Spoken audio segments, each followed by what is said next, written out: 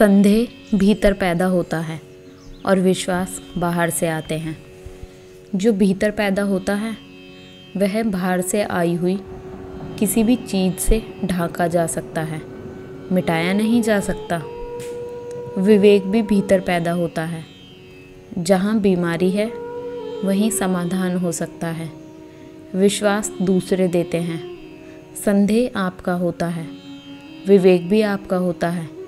इसलिए विवेक तो संदेह को नष्ट कर सकता है, लेकिन विश्वास नष्ट नहीं कर सकते।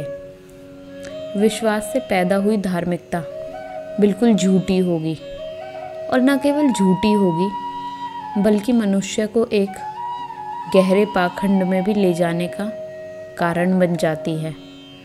जो व्यक्ति भी किसी दूसरे पर विश्वास करता है, विश्वास के कारण उस तरह का आचरण करने के प्रयोग करने लगता है।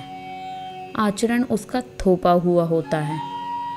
हर आदमी इस भांति दो खंडों में टूट जाता है। एक उसकी अपनी असलियत होती है और एक उसका विश्वास से लदा हुआ आचरण होता है। इन दोनों मनुष्य के भीतर बड़ी कलह शुरू हो जाती है। ये दोनों हिस्से आपस में लड़ने लगते हैं।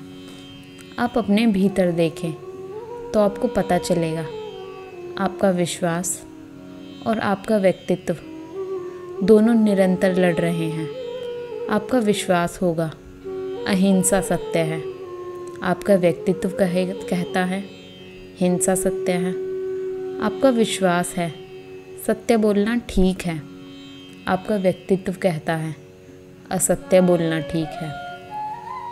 आपका विश्वास कहता है ब्रह्मचर्या ठीक है, आपका व्यक्तित्व कहता है कि सेक्स ठीक है। आपके भीतर निरंतर कलह है, और जो मस्तिष्क बहुत कलह में होता है वह मस्तिष्क धीरे धीरे जड़ हो जाता है। उसकी चेतना, उसकी चैतन्य की शक्ति कम हो जाती है। विश्वास आपको कलह में डालते हैं, और यही कारण है कि जितनी सभ्यता विकसित होती जाती है उतनी मानसिक कलह बढ़ती जाती है, क्योंकि विश्वास खूब प्रचारित करने के उपाय हमारे पास हो गए हैं।